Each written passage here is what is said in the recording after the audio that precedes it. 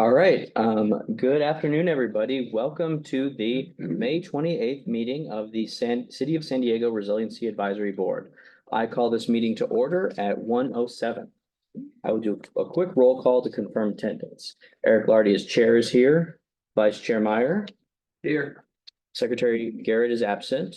Board Member Gong. Present. Board Member Harris. Present. Board Member Morgan. Present. Board Member Jones is absent and Board Member Clampett is here. I could say present. Sorry. Present. The Resiliency Advisory Board acknowledges that we are on the traditional territory of the Kumeyaay, Luiseno, Capeño, and Kuya. Today, the Kumeyaay people continue to maintain their political sovereignty and cultural traditions as vital members of the San Diego community. We are honored to share this space with them, and we thank them for their stewardship. Before we move on, I want to review the instructions for providing public comment at today's meeting. For those attending in person, if you wish to address the board on any item on today's agenda, please complete and submit a speaker form before the board hears the agenda item. You'll be called at the time the item is heard. You may also address the board on any matter not listed on today's agenda. Please complete and submit a speaker form. However, California's open meeting laws do not permit the board to discuss or take action on non-agenda matters at today's hearing.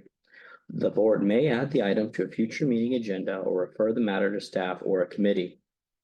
For those attending remotely, when the item you would like to comment on is introduced or when it is time for non-agenda public comment, please raise your hand by either tapping the raise your hand button on your computer, tablet, or smartphone, or by dialing *9 on your phone. When it is your turn to speak, click the unmute prompt that will appear on your computer, tablet, or smartphone, or dial *6 on your phone. There will be a 2-minute time limit per commenter. The agenda for today's meeting was distributed via email, published online, and hard copies are available in this room. Would any board members like to request modifications to the agenda? Okay, hearing none, we will go ahead and move on to agenda item number 4, announcements from city staff and board members. Staff, do you have any announcements? I have a quick announcement, and that is that your board now has a District 4 appointee. Armin Harvey has been appointed to the Resiliency Advisory Board. He is the founder and executive director of the Harvey Family Foundation and leads disaster recovery and community resilience initiatives. The appointment still needs to be confirmed by City Council, but he should be joining our meetings soon. Yay. Awesome. It's great. Are there any board member comments? Secretary Garrett asked me to pass along an email or an opportunity which I can send out to Julia for everybody's web links and whatnot. But there's an Encinitas nonprofit called Plastic Beach, and they have been selected to assist in the California-wide flexible plastics reduction study under SB 54. That will provide 6 months of free flexible plastic recycling to San Diego businesses interested in learning about diversion of this troublesome plastic type. So I will send some information, but the company is called Plastic Beach, and they've got a contract to help San Diego, including the city of San Diego, recycle plastic, which is new. Awesome. But anyways. Awesome. Just on that note, I think there's also like I forget what they call it, Border Region Plastic Workshop or something happening next month on June 10th? 9th at California Water Board. I think that one's hosted by the Cali PA. Yep. Yeah. Okay. Are there any other board member announcements? Okay, hearing none. To agenda item number 5, consideration of approval of minutes from April 20th. And this says April 20th, 2025. That was April 20th, 2026.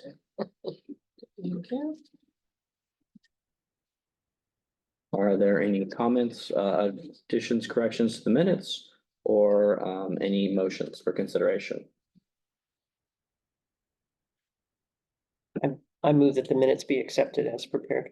Okay, motion by board member Morgan. Is there a second? Seconded. Seconded by board member Gong. All in favor, please vote aye. Aye. Okay, that passes unanimously with all board members present. Okay, we will move on to non-agenda public comment. Do we have any non-agenda public comment?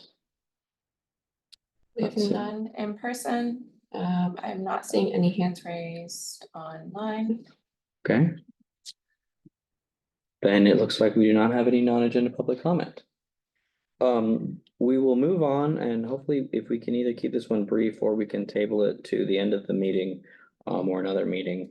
Item number 7 is unfinished business. A few meetings ago, we had some commenters on the Mission Gorge Rock Quarry, specifically raising concerns with the East County Water Purification Project and the rock quarry and its conditional use permit.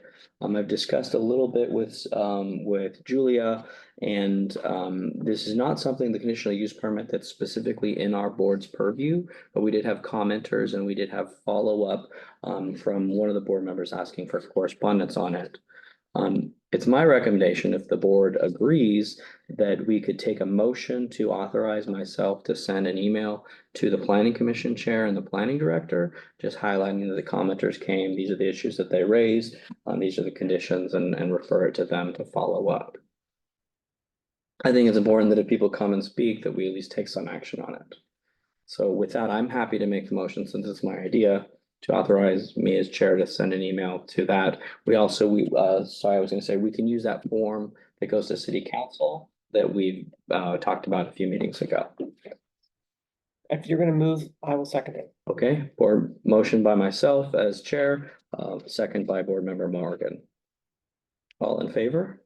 We had discussion. Hello, public discussion. Yes. Discussion? Yes, we have a hand raised. Okay. Yeah, hi, thank you. I definitely support the chair's motion and the second. I appreciate, thank you very much. I'm Kevin Sullivan from Navajo Planning Group. And we spent 2 years researching this rock quarry business. So I think it's definitely time that the planning commission do their job. Thank you. Okay, thank you. Thank you for your comment. Are there any board member discussion? Okay, all in favor, please say aye or raise your hand. Do we have a second? Board member Morgan second. Yeah, thank you. Okay, that motion passes unanimously with all present. So we do have a hard stop at 3 o'clock. Out of respect for the guests, I think we continue on with our guest presentations. We'll try to keep it with our official flow, which is hear the presentation, first take any questions, and then we'll call for any discussion or public comment, and then any closing comments. We should have plenty of time, but if we start to get kind of beyond 20 minutes for each of these items, I'll try to wrap it up. If at any point we get close to 3, and we haven't considered at least item 9B, I'll probably ask us to pause so that we can consider that, so that if we make a recommendation, we can make a timely recommendation to city council. With that, I think we can go ahead and introduce the stormwater overview projects with Summer Hassian and some staff. So if staff could introduce themselves and begin the presentation. All right, well, sounds good. I'm gonna stand here because it's just easier, because I move a lot when you talk. All right, well, good afternoon, everyone. Thank you for having us. We appreciate your interest in the stormwater department's overall functions and business. My name is Summer Hassanen. All right, sounds good. Just so they can hear you. And then Julia, I'm gonna rely on you to move the slides. I'll go to the next one because it has our names, so you don't have to worry about pronouncing our last names. My name is Summer Hassanen. I am a deputy director with the stormwater department. And with me today is Anthony Savani. He's an associate engineer, and Iman Hosseini Shakib. He's also another associate engineer. Both of all of us actually are in the division that plans and manages the capital improvement program. And that's going to be our focus today. So I'll provide, just to give a little bit of context to the information that we are providing today, I'll just give a high level overview about the department itself. And then I'll talk briefly about the planning effort that we follow to plan CIP projects, a couple of details here about funding, and then I'll turn it over to Iman and Anthony to give project examples related mainly about the green infrastructure and the integrated project.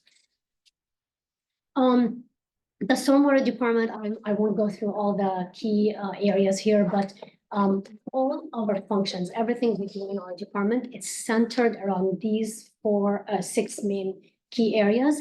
And it's mainly to achieve our mission, vision, and goals to protect the community from flooding. Maybe that did not come very clear on January 2024, a couple of years ago, but that's really, we thrive to protect our community from flooding and to protect waterways from pollution for the benefit of the public health and safety and the environment.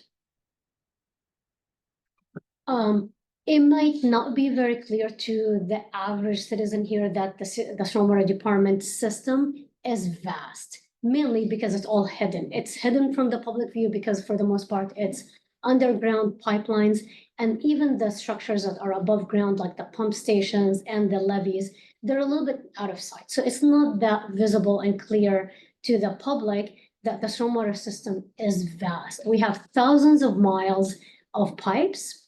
So the overall, the assets are in 5 main different categories. It's the pipes, which is in excess of 1,000 miles. We manage 16 different pump stations,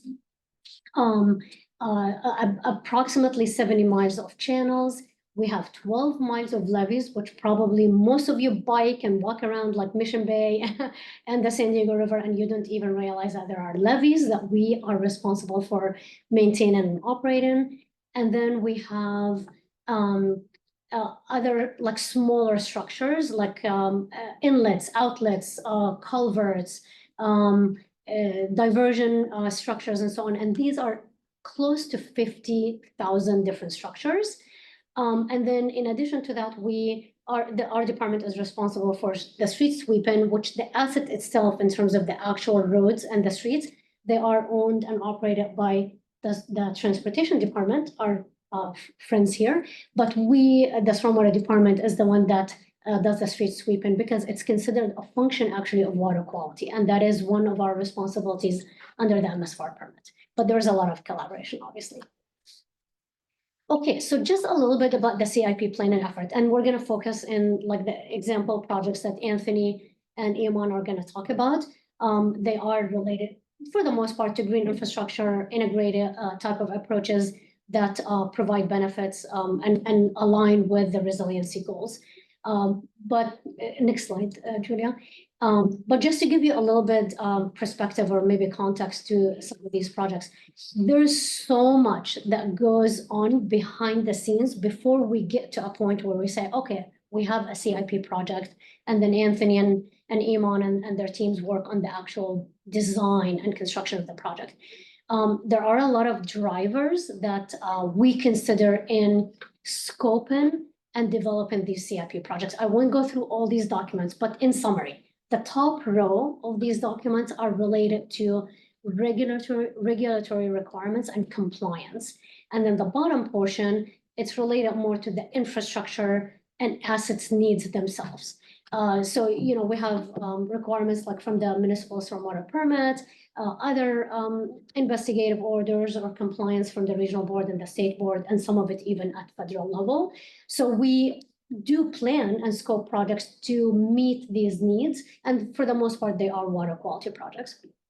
And then in terms of like how we determine the needs for infrastructure, we have a watershed asset management plan, and we are very proud of this plan because we developed the first generation of watershed asset management plan in 2002, which was way before any of other municipalities in our size had asset management for stormwater system. Like I know asset management is very common for water system because they're a lot more advanced and they have funding and so on, but not for stormwater. So we initiated this in 2002 and we kept advancing it and growing it. The cool thing about this watershed asset management plan is that it has an inventory of the entire stormwater assets. All the categories that I mentioned in the first slide, the thousands of miles of pipes, structures, and so on, they're mapped and included in this, we call it WAMP for short. They're already there. Then we have a system for prioritizing these assets in terms of providing condition assessment. So there's a failure mode, all these sophisticated criteria and schema that we created in the WAMP to provide a score, basically, a business risk exposure score for each asset that is that consider different factors, the failure mode and the consequences of failure for that asset. Then based on that BRE, these assets are prioritized for a capital improvement program. It sounds pretty simple here, but it is actually very complex. And it's also, once we have the results, just because unfortunately a lot of our assets have already passed their useful life, like you can see some of the categories there as the asset life itself and the condition of the asset. So a lot of these assets have pretty much the same score because they already have passed their useful life. Then it becomes tricky in terms of like, okay, well, then how do you decide and how do you actually group these assets in projects for replacement and upgrade? But there is a method to our madness behind the scenes. That's the point there. In addition to the WAMP, once the WAMP gives us that criteria, we also have an integrated drainage engineering analysis. So it's a watershed, comprehensive, holistic approach to evaluate everything that is needed at watershed level.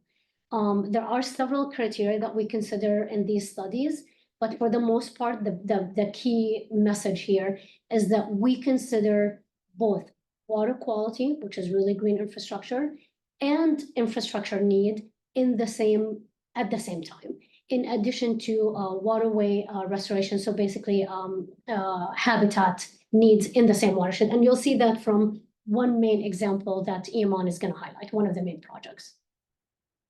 Okay. A recent effort that we developed a couple of years ago, and that's actually in collaboration with Julia Chase and others from the planning department, we developed climate change guidelines, design guidelines for our projects. So this is still, and Iman probably can talk about it better than me because he was part of the team that worked on this. So this is still a little bit new in terms of having design guidelines and design criteria available because it's an emergent science and the science is still continuing. There isn't like very clear guidelines or like one size fits all. But we developed guidelines that consider basically sea level rise and rainfall intensity, because that's really what we have seen in recent years, that the rainfall intensity has increased, and that's what's creating these flash floods that were not common to Southern California. So we've done a lot of literature review, looking at other guidance available, and then we developed this climate change design guidelines. So now for our projects, the capital improvement projects, we already have guidelines and criteria for what to include for sea level rise and rainfall intensity for different types of assets, like for the pump stations, different than levees, different than pipeline, and different criteria for assets that are on the coastline. So that's definitely an effort that I think it adds and aligns with the resilience goals and objectives. Okay, in terms of funding, so this is all wonderful. We have great plans. We have a method to developing the projects and determining the needs. But I'm sure you all know, if you live within the city of San Diego and Southern California, that stormwater is not an enterprise fund. So it does not have its own dedicated funding source. So we rely on the general fund. Basically, we compete with our friends here, the transportation department, parks, name it. We all compete for the same source, which is general fund. So this became very clear to us several years ago when we started planning out all these CIP projects, that funding is simply not available. And we can't rely on the annual budget process where we get, I don't know, sometimes $1 million, sometimes $50 million, depending on the available budget that year. So in addition to that local fund, we started pursuing our own supplemental funding. And probably you've been hearing about, for the most part, this supplemental funding is the WIFIA loan, which is Water Infrastructure Finance and Innovation Act loan. This is federal funds from EPA. So we secured specifically for the stormwater CIP projects, we secured a loan, total amount of $733 million, but the actual loan amount is 459 because the remainder has to be provided by the city as local match. And that has been the main source for CIP projects that are in active design for the past 3 years. In addition to that, we have another state revolving fund loan, that's SRF, it's state funding. We have a $50 million for one project, and we are in the process of finalizing another loan, the same one, SRF loan, for another project that is in the works now. In addition to that, we have like multiple grants, a total of active approved grants for $22 million for 4 different projects. And then we have state community funds. These are state congressional earmarks that we work on with our delegates in San Diego. We have secured $4.3 million for other projects. And then, of course, the rest is what I mentioned, like local city funds and financing. Like a lot of the city's CIP projects are financed, like through lease revenue bonds and commercial paper and so on. So it's considered debt as well, but it's city financing. With that, I'll turn it over to Iman to walk us through a few project examples that speaks to the methodology that I talked about in terms of the integrated approach of planning our projects. Thank you very much, Summer. So we have a few projects to present today, but the overarching goal and benefits of the project that we're implementing in design and construction is one is the green space and habitat mitigation, water quality improvement, and flood resiliency as well.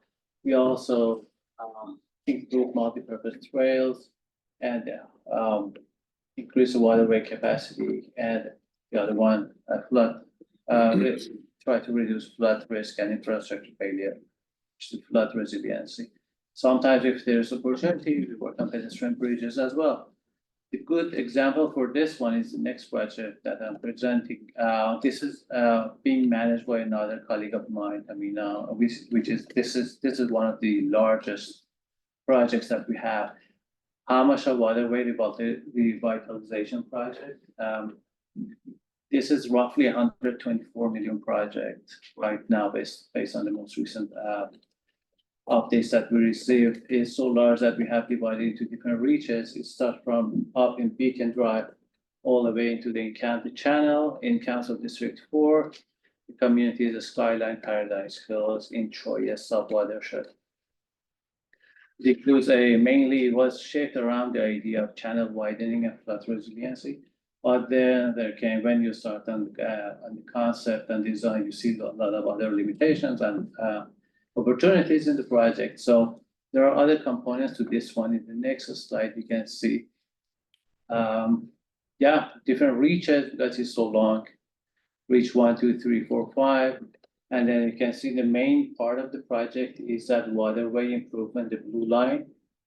But next to that, we also have a water quality basin, which is pretty large here. And there are also bridges because it also touches the Mary Whiteman Park. We are having some park improvements. There are 2 big culverts in it, and then we have multi-purpose trail and paths and potential green space improvement as well. Again, as I said, this is probably one of the largest projects we have ever had, and it's got all the components that you can think of in the project. The next project, this is the one that I'm managing. This is called the Circle Roland Park Storm Drain and Green Infrastructure. Again, in Troy sub-watershed, Council District 9, mid-city eastern area.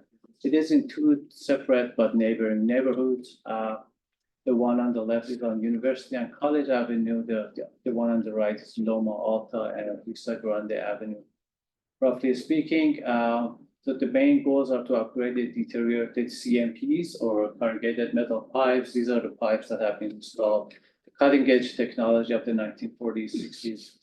But they're now past their lifetime, and we have to replace them. It's all over the city, mainly in Troy sub-watershed. Also, we are aiming to improve the water quality of the Troyes Creek. In the next slide, you can see this is the neighborhood on the western side, University and College, and 60th Street. You can see that red line is the realignment of the pipe, but again, We have abandonment of storm drains and realignments, but we also have modular wetland systems. All those pink boxes labeled as MWS. Those are the modular wetland systems, and you can see on the left, there are typical generic sections of the modular wetland systems, which is mainly a porous media, biofiltration media. That's also good for suspended solids as well as the dissolved solids to improve the water quality of the stormwater as soon as we capture it. And then whatever we release into the system is going to be much higher quality. The next neighborhood, Cerrito doesn't have any modular wetland systems. The next slide. Yeah, this one mainly deals with flood resiliency. It has a long realignment on Doma and Vista Grande, as well as a few rehabilitations, which is basically lining of the existing CMPs. There are cases that we cannot replace in place. These are on the project properties, usually next to a foundation of a house or a pool, things like that. So the bare minimum that we do is just to put another flexible pipe inside it that hardens over time and becomes a new pipe inside the old one. So these are all being taken care of right now. Cerrito is also a project of about $30 million, 24, 25 right now. The next project is Southwest Green Infrastructure. This is mainly green infrastructure. Doesn't have any other component in Council District 8, again in Choice subwatershed. The only goal is to improve water quality of the Choice Creek. So site 2, site 5, and site 6, 3 sites of it. The next slide, you can see that these 3 sites, site 2, we are having a trench to install a trench that drains to direct flows to biofiltration basin. So that site 2 is a biofiltration basin.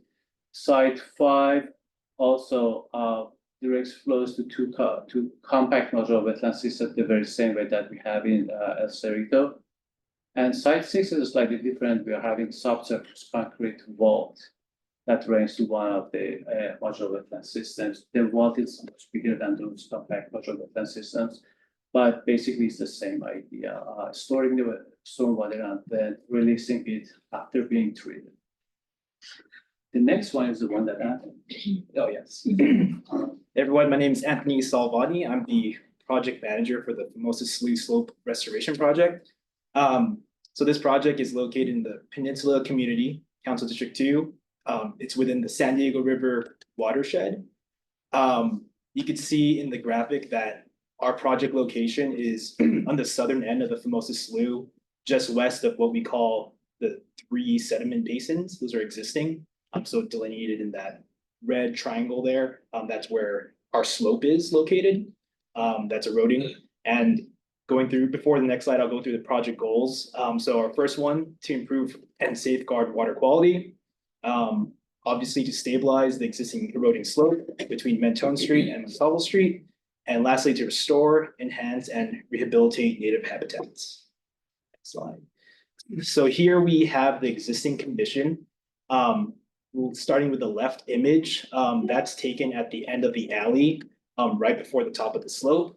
As you can see, there's some temporary measures put in place, sandbags, to help alleviate the flows that we're seeing, runoff getting into this alley and overtopping the slope, eroding it away. Second picture, you can see the actual slope taken from the bottom. Again, some examples of the temporary measures we have in place. Plastic liner over the top and sandbags, not ideal. And you can see on the last photo, that's taken from the trail that's right at the bottom of the slope.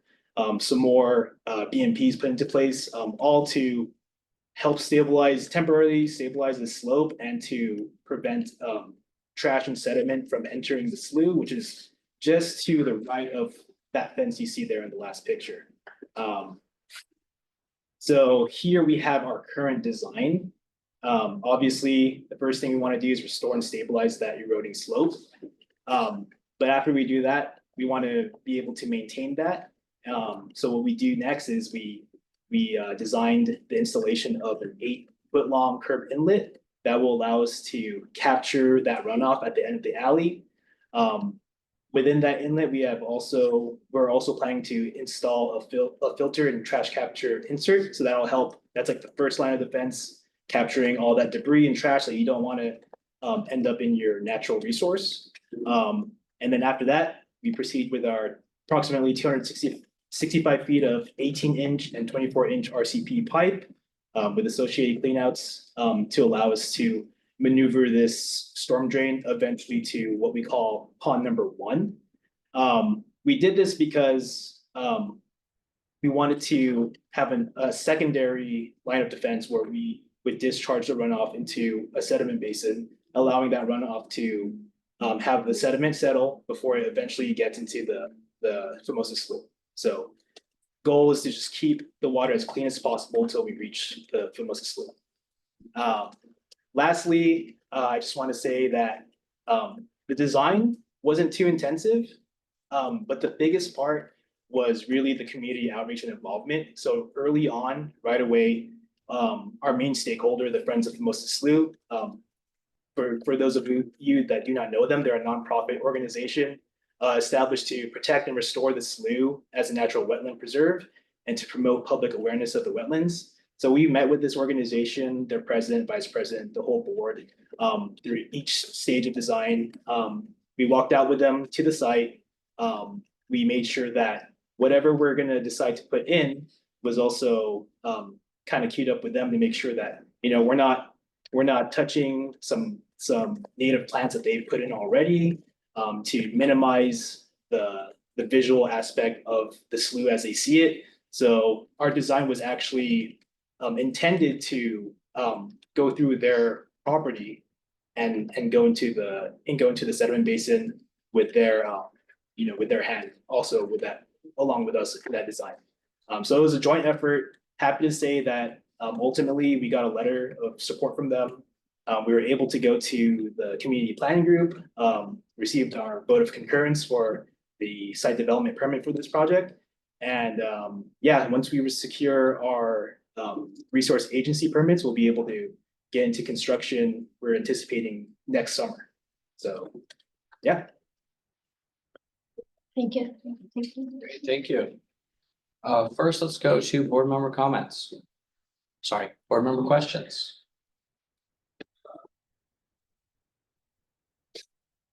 Andrew, your hands were up first. Thank you. Thanks very much. Awesome, super cool stuff. I get 2 questions. One is that Summer, in your slide where you talked about near-term funding and financing options, you didn't say how much money you need for stormwater, you said how much money is available. And I think it's important that that be available to us and the public. So could you just put that in words as best you can about that? And then you mentioned the WIFIA, and I know we as a city have had that for a long time, and I think it's running out, or that there must be an end to it. So could you talk about how, whether there's another WIFIA and how the projects that you're emphasizing here relate to does WIFIA requirements kind of keep updated, or once you get it, are you locked into that understanding of best stormwater management practices? And we're not going to be, if we get a new one, for instance, then 10 years from now, when we're still spending that funds, will we still be innovating and doing the best that we can on the ground with that same funding source? Thanks.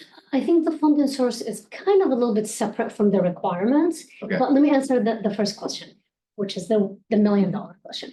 I don't have all the numbers in my head. However, now it's the budget season at the city. So our department's budget actually was at the city council hearing last night. I'll be more than happy to follow up with an email, but I can tell you our overall program-wide funding need. There's a funding gap. Like maybe we should not even say like, oh, you know, the funding is available. It's mainly funding gap because usually the city's funding is approximately $50 to $60 million a year. That's what we get from the general fund, on top of the CIP funding, which I mentioned the sources. So it's for the most part gap. This funding gap, we calculated it based on the WAM. There was that one slide that I talked about, the watershed asset management plan. Our funding need is in excess of $5 billion over the next 20 years. That's high level number, that's just what I remember.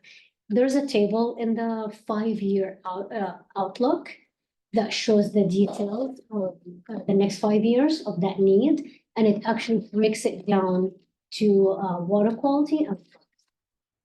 So like I said, I'll be more than happy to send a follow-up just to make sure that I'm giving you the right numbers. Now going back to the WIFIA. The WIFIA is like a standalone loan that we have an agreement with EPA when we receive that money. And that money, if for this particular loan, it's $459 million from EPA and then 360 or something like that from the city. So the total is 733, and it's for a specific list of projects. So that specific list of projects, it's all CIP. The money cannot be used for the day-to-day operation and maintenance. That list of projects, there are approximately like 70 some projects. The projects that Iman and Anthony talked about today, they are part of that list. And then the master agreement, the agreement for the loan, it has requirements that we need to meet. The requirements are not related so much to water quality or regulations as they change. It's more of time and expenditure of the funds and so on. So the time frame is 5 to 7 years from the execution of the loan. And then that's it. These projects will be done. We report to EPA about our execution rate, expenditure, and so on, and that's it.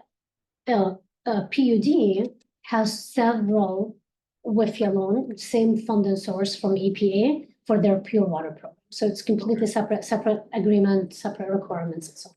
I hope that answered your question. Thank you. Okay. Great. Board Member Morgan's first, then we'll go to. Yeah, Andy already asked one of my questions, which was about the funding need. The second question is, how big is your department? How many, Yeah. FTEs do you have? in the department? Approximately 320. 320.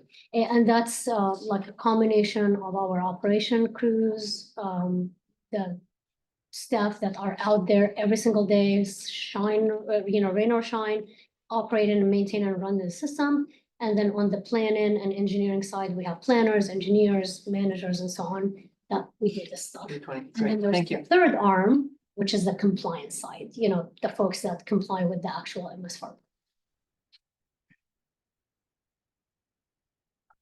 Two questions, I'll start with one, depending on how much time we have.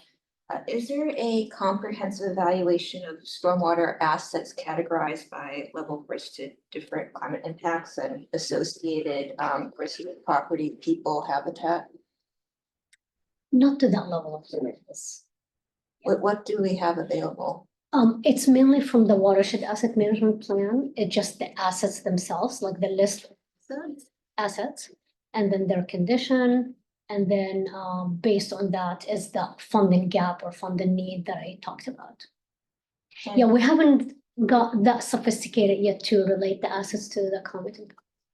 So you were going a bit through the process, so in terms of prioritizing is a combination of what's the status of the condition of each asset and then what kind of danger, what kind of risk they would.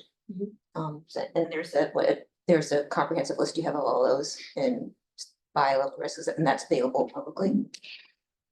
What's available publicly is not the actual list because it's really hard to provide that list in really a consumable way because we're talking about tens of thousands actually of individual assets.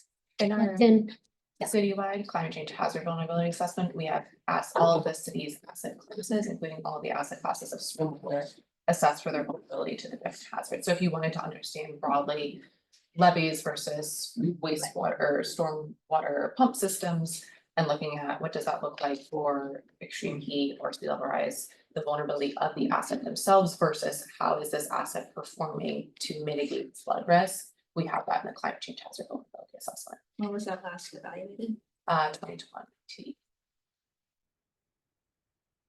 Would be very helpful to have a sense on which stormwater assets are the most vulnerable for even just like condition, but the risk they pose. Yeah. Thank you. Thank you. This might be a question for both stormwater and. You can. Yeah. Oh, sorry. This might be a question for both stormwater and Julia. Do you use like resources like the California climate assessment to help inform planning and resilience? Not specifically for, go ahead. We do for like our general resilience planning and then for I think the climate change design guidelines that Summer spoke to. We used that and we used OPC's guidance, California Coastal Commission guidance Okay. to help inform what the projections were. Okay. Two questions that I have. One is, a couple meetings ago, we had somebody come from Scripps talking about atmospheric rivers and sort of the increased prevalence and intensity of storms. How does that relate to how you're planning? So are you planning for larger storms, more frequent storms as part of those infrastructure? And is there a way that you're quantifying how you're moving that? Iman, jump in if you can. That's where we really can, that's what's considered in the climate guidelines. So one of the slides showed here for the climate guidelines, we developed and considering the sea level rise and rainfall intensity. And then in the guidelines, there's specific requirements where we say, okay, if you are designing a pump station, you gotta add like a 2 foot, for example, to account for sea level rise, or you gotta increase the capacity of the pump station by whatever percentage to account for this future increase in rainfall intensity. So that's where we are accounting for changes really in climate based on the recent climate change. Okay, thank you. And then I guess, do you have an add-on on that? How far out you all look? Or what time scale horizon when Well, you're it's making those types of decisions? 2100, year 2100. So it's basically, so what we used was mainly for the research from University of California.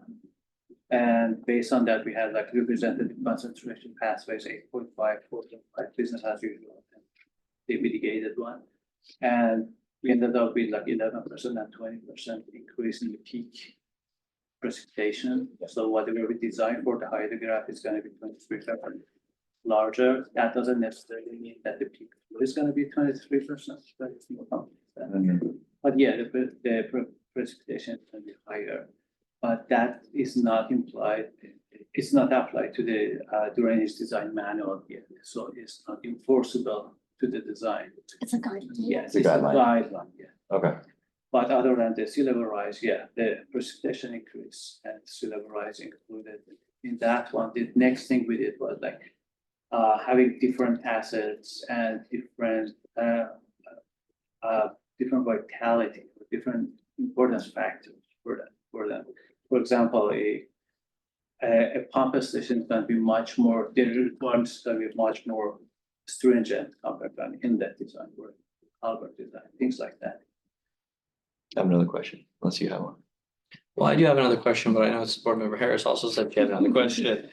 You can go first. Okay, was yours on that? Yeah, Okay, if yours is follow up to that, let's go you first. all right. This might be a silly question, but if you were to make them not guidelines per se, but actually just, incorporate into the design, does that free up opportunities to go after different pots, showing that the city is putting some skin in the game and make these design features more rather than guidelines, but actually kind of requirements. Is there any opportunity that is opened up as a result of that from a funding perspective? I'm personally not aware of funding opportunities that favor, let's say. Or even regulatory Yeah. leeway, anything like that? Is there incentive to do this or not? To go from guidelines to requirement? I don't know that right now there are any funding sources that I've seen that would have that be like a preferential points system. From a regulatory standpoint, it might make the conversations with some of the regulatory agencies go a little bit faster because you can already show compliance if you're meeting that. I don't know if that changes if you're following the guidelines versus if it's a required item, but I think certainly showing that you're taking into account climate change helps in those conversations. I'm not sure about the opportunity of this one, but the city has been innovative, incorporating into design. Because a lot of our facilities are already undersized. But they were designed and constructed in 1930s, 40s, based on whatever data they had at the time. Yeah. By today's data that we have, a lot of them are already without consideration of climate change undersized. So if we add another 23% to the peak, I don't know if it's gonna help. Like, it's good to account for that, but in practical terms, it might be other implications. Related to feasibility and cost, obviously. Okay, we do have one public comment. Do you want to do your question first, and then we'll go to public comment and then ask for Yes. Do you account for the risk of flooding and water quality deficiencies present to unhoused individuals in the prioritization? Do you have any info on that? Can you repeat the last part of the question? What risk flooding and impact to water quality have to unhoused individuals? Is that part of the calculations? I mean, on the way here, I saw a number of encampments in some low-lying areas, so I'm very concerned. Look, there isn't a specific factor that is in the criteria, but this is probably considered more on the operation and maintenance side when we respond to storms, when we have the storm patrol. And that's actually one part that we work on with the Transportation Department and Environmental Services Department in terms of unhoused population, particularly like along the San Diego River and Charles Creek. There's a lot of partnerships with nonprofit organizations as well as city departments in advance of any, when we know that we're getting a precipitation event to alert populations in those low-lying I would areas. assume it would go beyond operations, because if certain assets are well maintained, so they don't fail, that could reduce risk.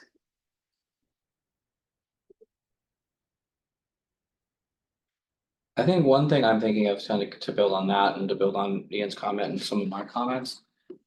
This is our main topic area, so I think this is an area that's ripe for recommendations ultimately to the city, I think, to consider. So, yeah, I don't think we'll have a ton of time, so I'm trying to take notes too today to talk about that. But I think follow up at our next 2 meetings, we're gonna be talking about the report and our recommendations. So I think those are excellent things that we can. Drafting on the floor. All right, do you want to take public comment? Yeah, let's do public comment. If you go ahead and start. Okay, thank you, again.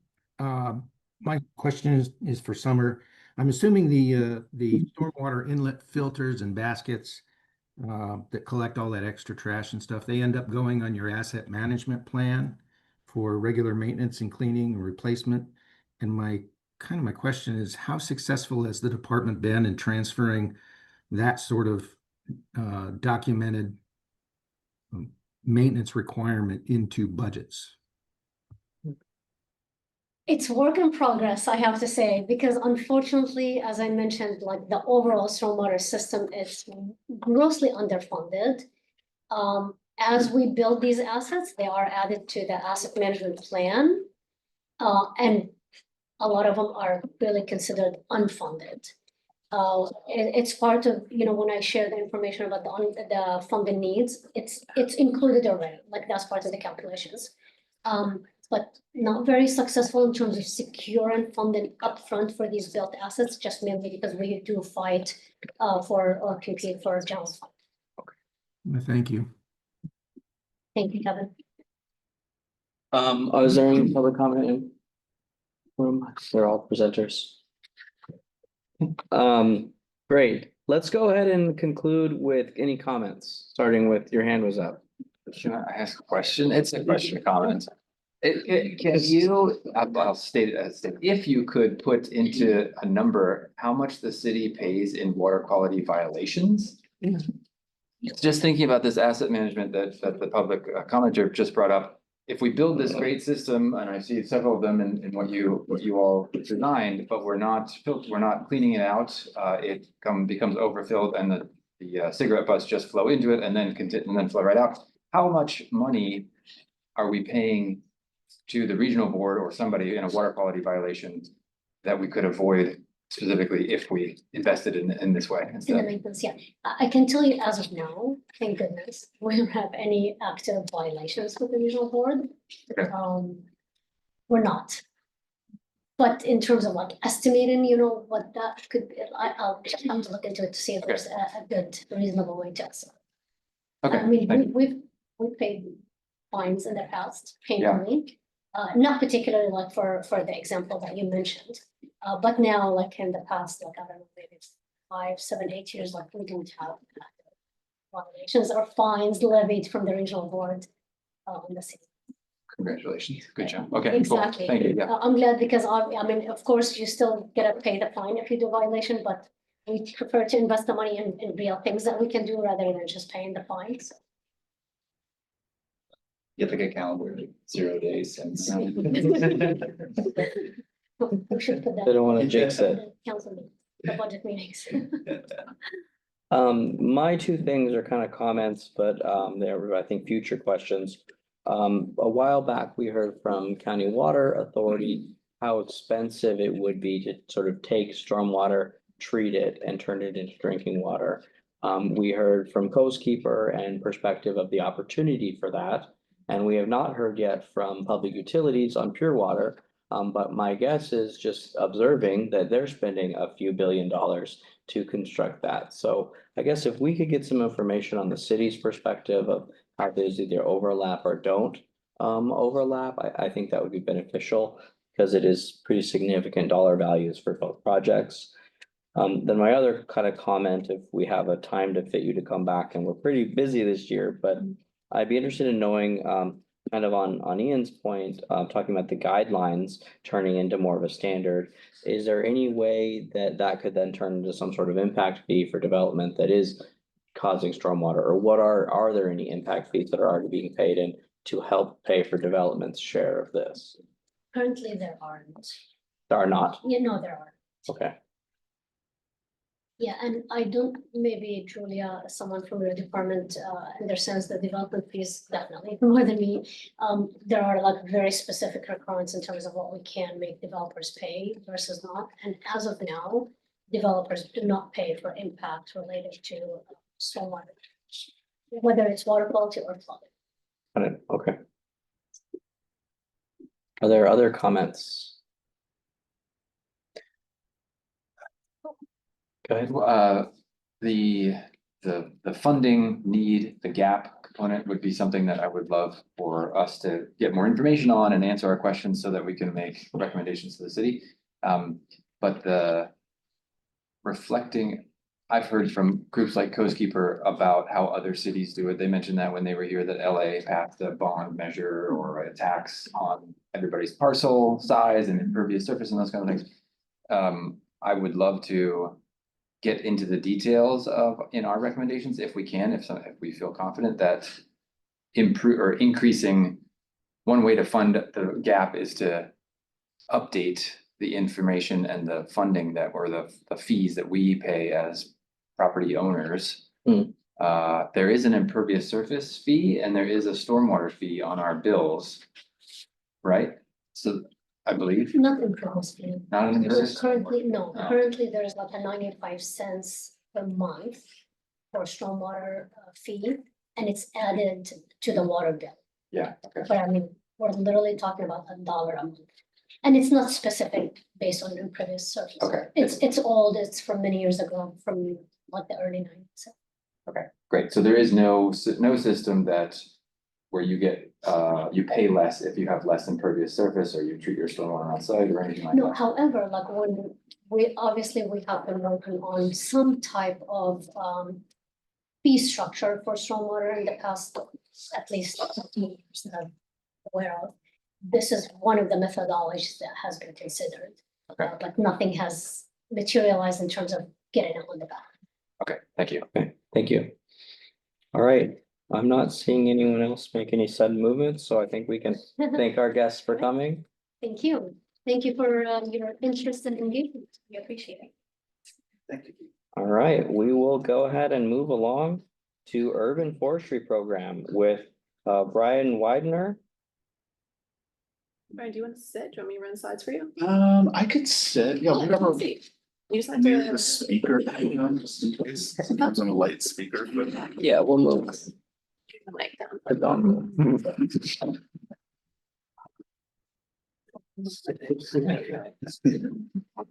All right. Okay, ready? I'm Brian Widener, San Diego City Forester under Transportation Department and specifically the right-of-way management division. Let's see, maybe I should forward this, right? There we go. And then I'm here with Olivia Mabey, who is our first community engagement specialist for the program. We hired her, 2 or 3 years ago, under a settlement program, for the Air Pollution Control District, where we were proposed to create a new tree planting program, which included outreach and some additional staffing and so forth. So I'll go into a little more detail on that. And then I really like this photo here, just like to point it out a lot, is part of my background previously was repairing lots of sidewalks around street trees in order to save as many street trees as we can. So I don't know if we have it on one of the slides, but this particular year, we've managed to save almost 700 street trees in regards to sidewalk repairs, which is a lot. Previously, a couple years ago, it was only a couple hundred, but the city has ramped up its efforts to do sidewalk repairs in the last couple of years. So this is the mission of the urban forestry program for the city of San Diego, is to plant, protect, promote, and maintain trees for livable and sustainable communities. We are guided by a 5-year program plan, which was adopted in 2017. So it's been, you do the math, it's been 9 years now at this point. So we're looking for resources to figure out how we can do another 5 or maybe 10-year plan here in the near future, hopefully maybe through grant funding or other resources. And then we've really been promoting tree stewardship here, especially in the last couple of years, with our Grow a Green San Diego campaign. And happy to pass out these really cool pins. And we've got magnets for 3-year watering schedule, which we give out to lots of residents at our tree stewardship and planting events. So if we're okay to pass these out, sounds good, cool. So I'll have Olivia pass them out if you want one. I really like the magnets, actually, they're really cool, but the pins are really cool too as well. So San Diego's tree canopy cover, that's usually what people want to talk about in regards to our climate action plan goals. We are under measure 5.2 of the latest climate action plan, which is to reach 35% tree canopy cover by 2035. City did flyovers for remote sensing in 2014 and 2021 to determine what our tree canopy cover were at those points in time. And we had about 13% tree canopy cover in 2014, and then about 15% tree canopy cover in 2021, which, yes, it's a 2%, only a 2% increase, but that is a pretty significant increase from 13%. And the reason that we measure tree canopy cover is because it is a measurement of the quality of our urban forests. Probably the city of San Diego, in regards to major cities across the United States, we probably have one of the lowest canopy covers. And the reason for that, parts of the reason for that, is that we don't get a lot of precipitation. Our soil types are kind of young and so aren't necessarily as developed as soils like in the city of LA, where they have mountains that have just better growing conditions and better soils. So that's one of our biggest challenges is it's hard for us to compete with other large cities throughout the country because we get probably the lowest amount of precipitation. The growing conditions are just different. We're almost basically a desert climate, actually, even though a lot of people still think that we're a Mediterranean climate. And then we, we've got this graphic here, but we also have a graphic. I don't know if you guys got the handout, but we actually analyzed a whole bunch of different neighborhoods, all basically neighborhoods throughout the city of San Diego, to see where that tree canopy cover change happened from 2014 to 2021. And, there's lots of things to think about here too. The technology was a little bit different, just to state the obvious, in regards to the kind of remote sensing that took place. But we do feel like this 2% change is definitely reality, in the sense of when we looked at a lot of the neighborhoods, we saw tree canopy cover increase, especially in what I would say are neighborhoods that are in the northern part of the city, where there had been a lot of new development in the last couple of decades. Probably the reasoning why that tree canopy cover changed or went up was because there's requirements by the city of San Diego to plant trees, to have irrigation, to make sure trees are planted on private property for new development. So it makes sense that there would be an increase in tree canopy cover in those communities. And then if you look at this graphic here, you'll see Mission Beach, downtown, Del Mar Mesa, Pacific Beach. Those communities had actually had a negative change in canopy cover. I mean, obviously downtown would make sense, right? With a lot of new development, new buildings, trees that periodically are removed from new development. So definitely downtown is one of our most challenging communities to grow our tree canopy cover. Can I ask a quick clarifying question? Sure. Why is the percent change like inverse between year Yeah, one I and was just two? noticing that too. Like for example, Mission Beach says that there's a negative 2.87 change, but between year 1 and 2, it seems to increase. Between 1 and 2. Percent canopy, year 1, percent canopy, year 2. Yeah, I don't know why it says year 1 and well, year 2 was the 2014. Sorry, no, year 1. Yes, year 2 is the 2014 and year 1 is 2021. Oh, okay. That's just the way our vendor analyzed the data, unfortunately. Oh, So that's confusing. we'll have to work on, Thank you. the title and all that. But good, thanks for the question. Under measure 5.2 in the climate action plan, we have like 22 action items or supporting action items, the most action items out of any of the measures in the climate action plan. A lot of the action items talk about planting trees, planting more trees, protecting the existing trees that we have, planting trees in communities of concern as a priority. And if you look at the bottom right there of that tree graphic, oftentimes I talk about planting 100,000 trees by 2035.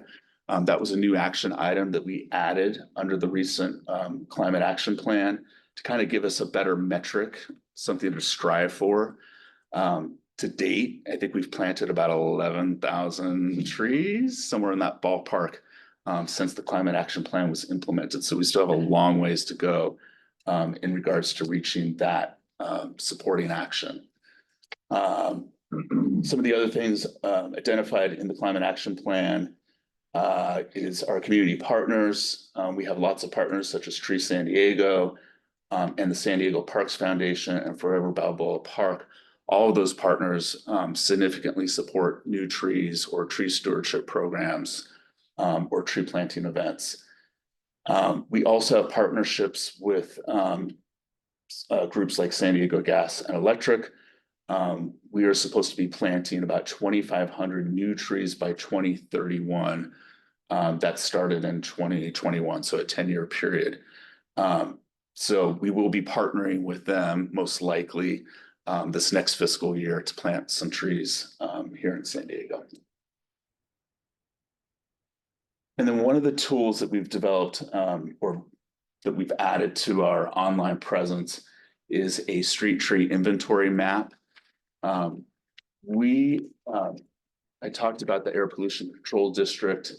That was a $4.69 million settlement that the city agreed to start a tree planting program.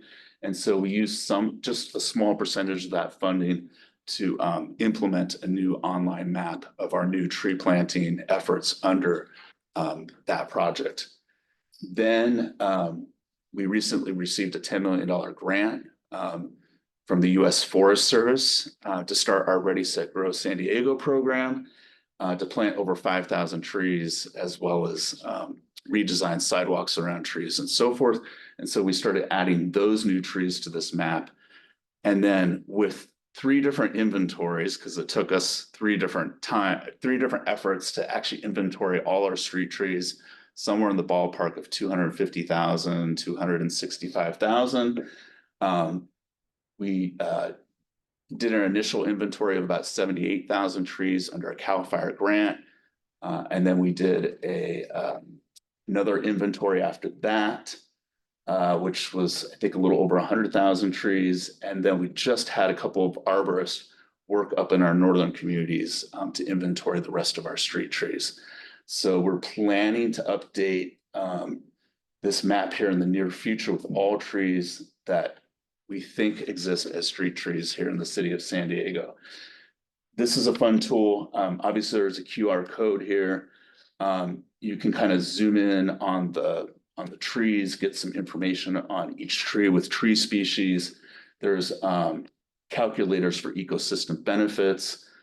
Actually, you can see it there on the slide, but the structural value of our street trees in the city of San Diego is worth over $600 million. Yeah. And then I'll talk about our operations. Our operations are key to growing our urban forest.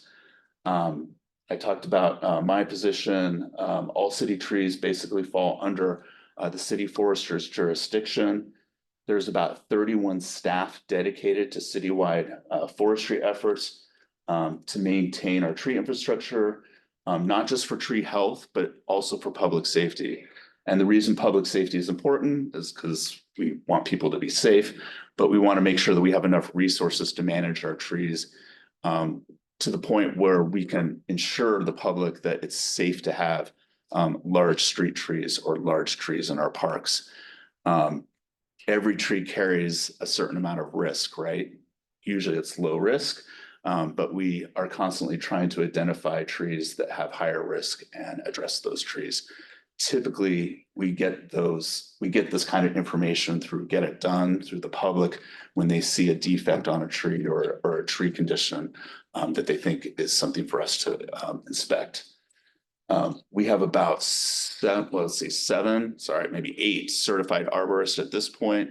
Most of them are evaluating trees almost on a daily basis for public safety. We get about 6,000 requests through Get It Done from the public every year.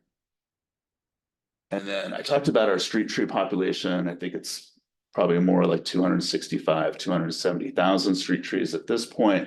We think we have about 600,000 trees in parks, but that's a very broad number that would include open space like Mission Trails Park.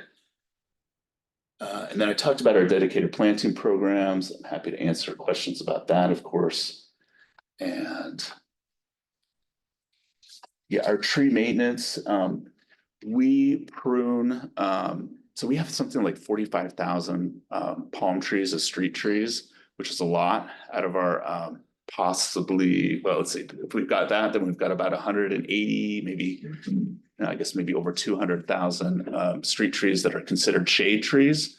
But our priority is to prune those palm trees because we get a lot of resident concerns about palm tree litter or fruit that falls on the sidewalks and so forth. So we prune our palm trees about every 2 years by contract. We do have our in-house crews, which is about almost 20 staff to respond to tree emergencies.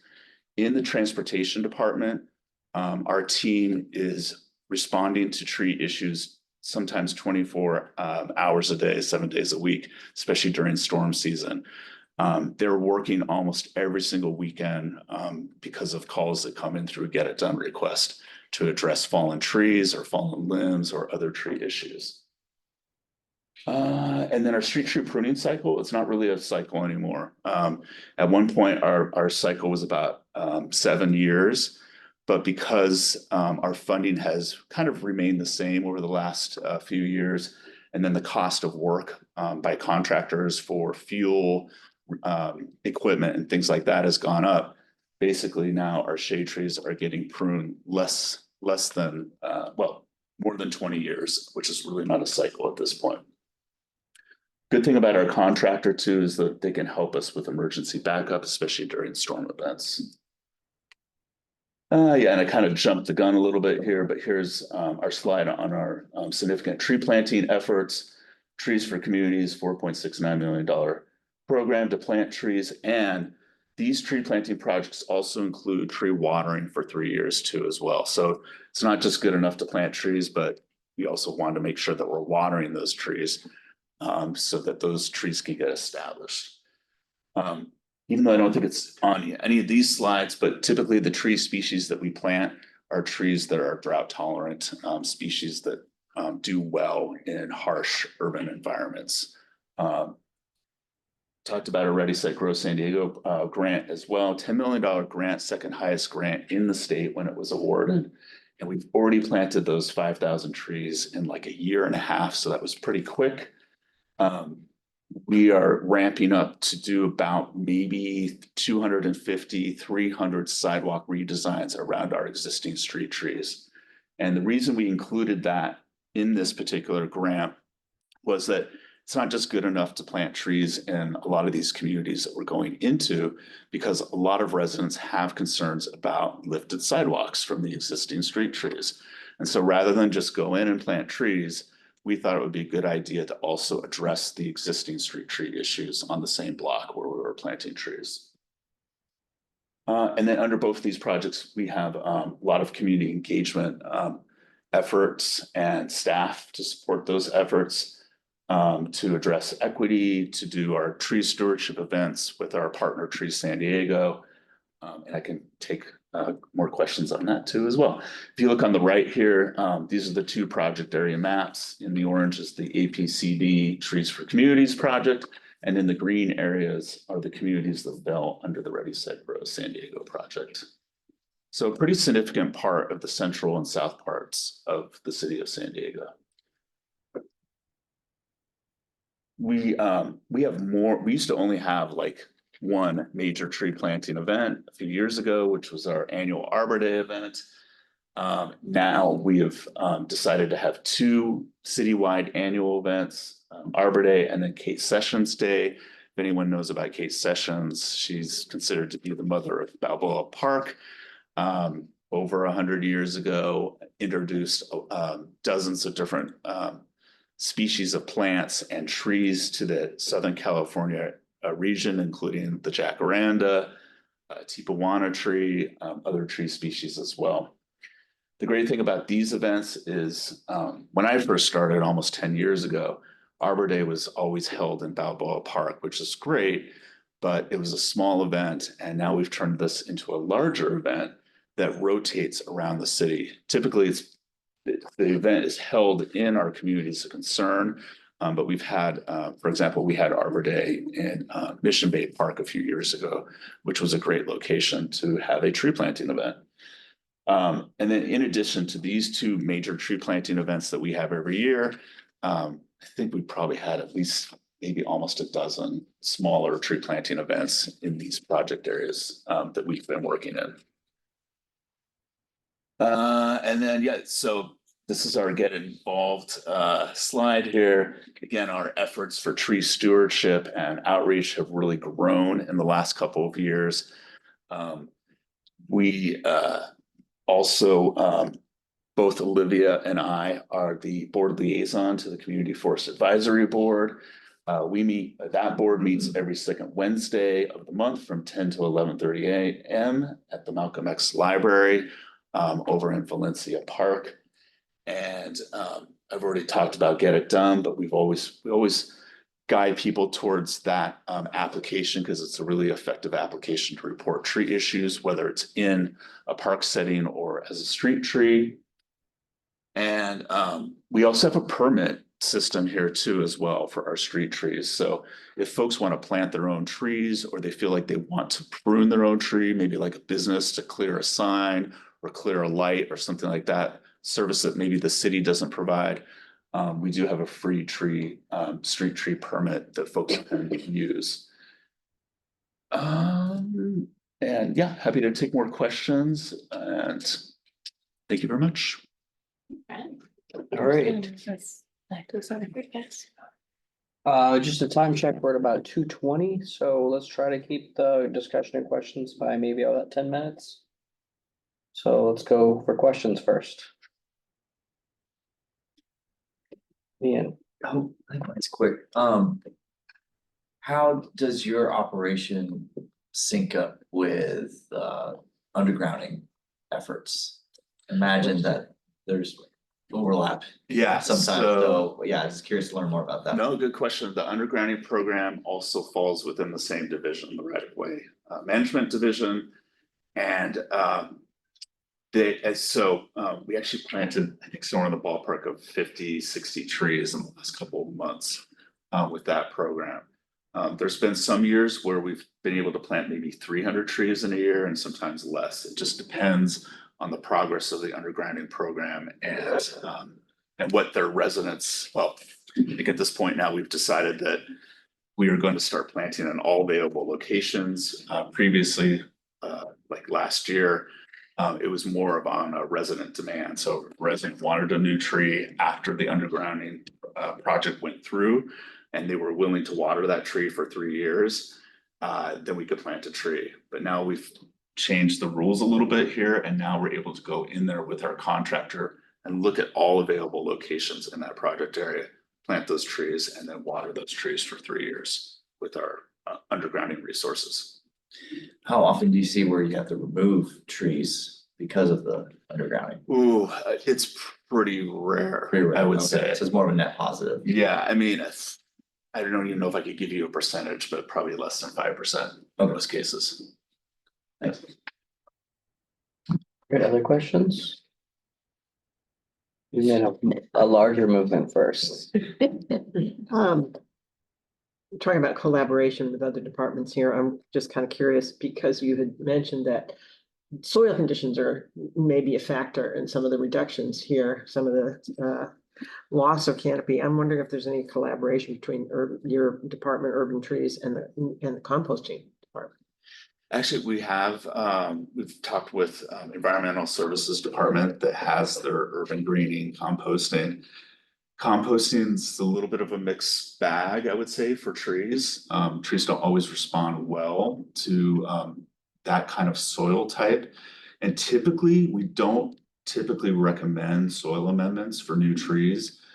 And the reason for that is we want the tree to kind of establish in the existing condition that it's being put into. And then, like I said, we water for 3 years. We're using species that are drought tolerant, that can kind of handle these harsher urban environments. Like people in the past too have recommended, for example, nitrogen, soil amendments and things like that. But you add too much nitrogen, it could burn the roots. It just can create problems. So usually the best practice here is to just put the tree in the existing soil that it has. Yeah, tough love. We do use mulch, and we've been pushing our contractor to make sure that they're mulching multiple times throughout the 3 years of the watering period too, as well, since the mulch helps retain water. And so I have 2 more, so I can let other people ask too. You can cut me off if I'm too long. But the tree metrics that you've been using about percent canopy cover and all the actions that are taken in the that are set up there in the climate action plan, are those all included on the climate action plan dashboard, implementation dashboard? For like the canopy cover metric that I was showing, I don't think like that table there is specifically on there. But that dashboard is being periodically updated. I think it's almost every year for some of the actions, sometimes a little more often than that.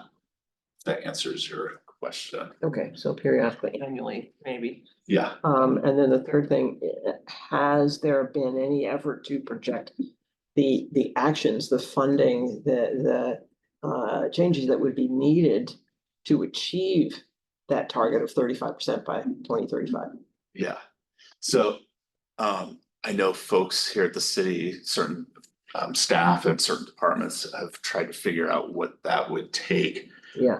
And it's definitely not a simple calculation. I mean, it's not just planting trees.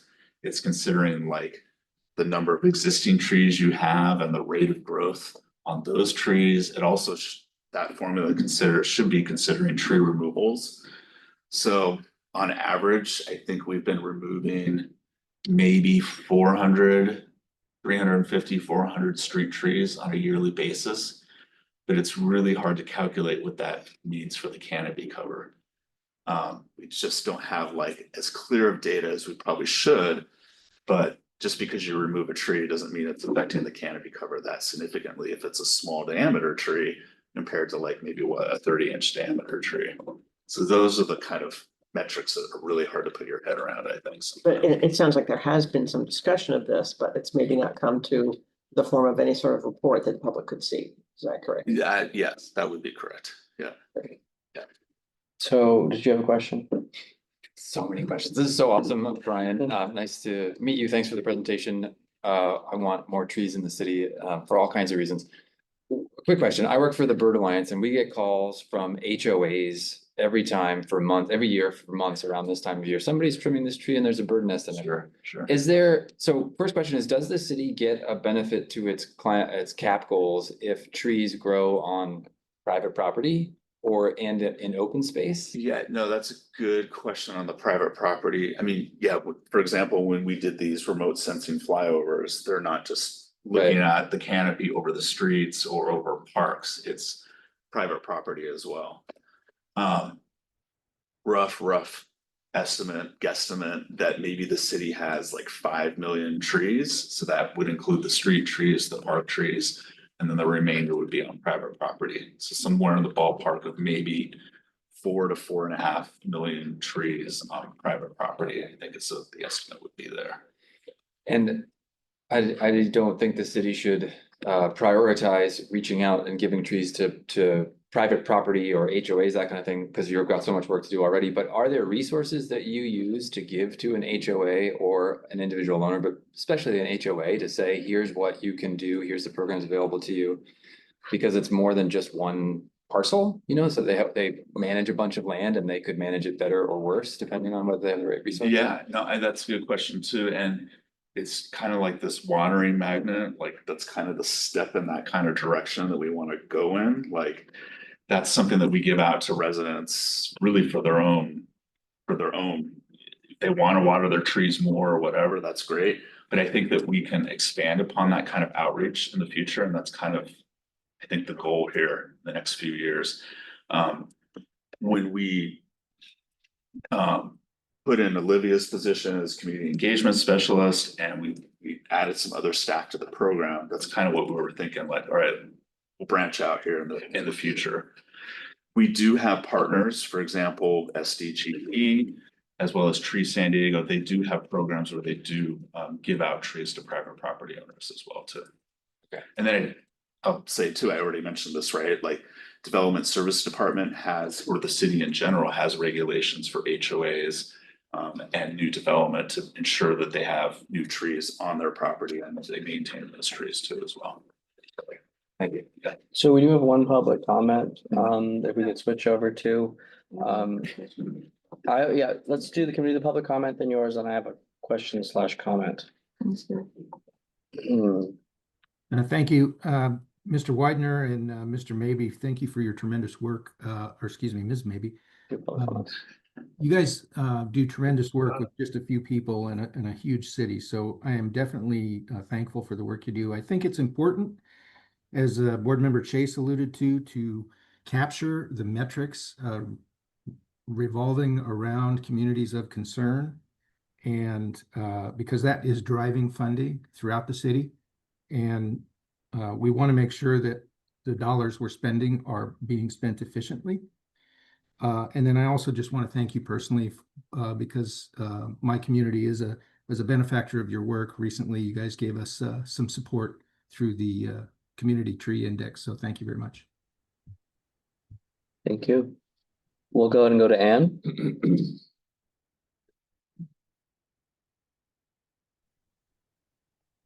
Yeah, thank you, Brian. Thank you for your update. I appreciated your comments on tree canopy. Let me ask what we start using the language to focus on tree establishment, not just counting trees planted.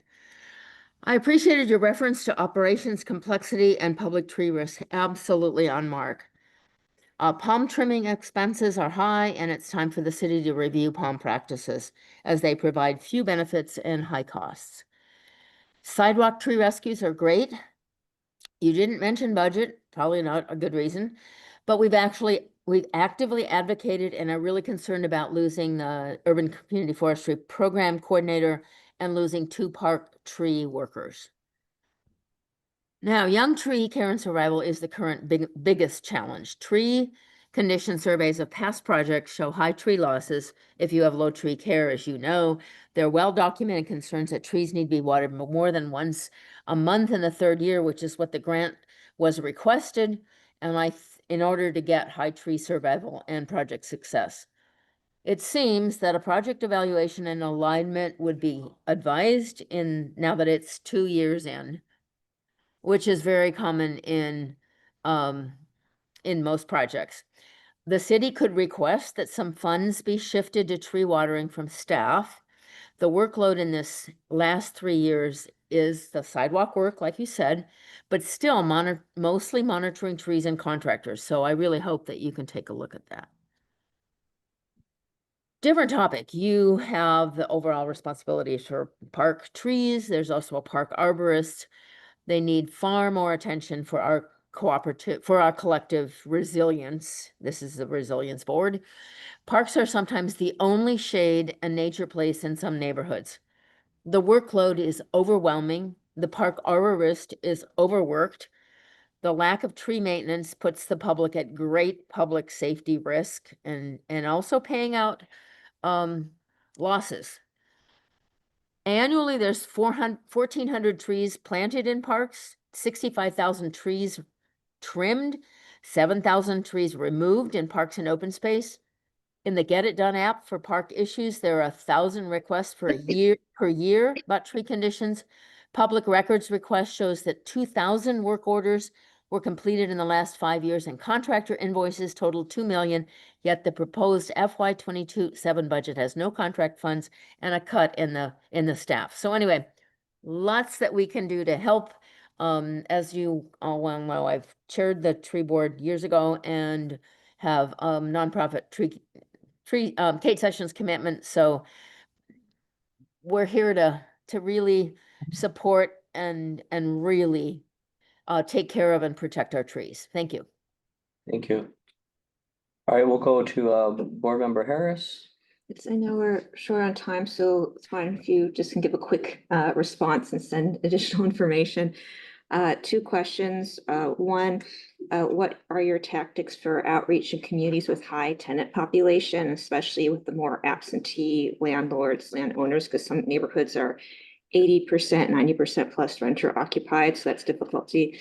And I'm also curious about tree canopy requirements, if any, or goals for new development.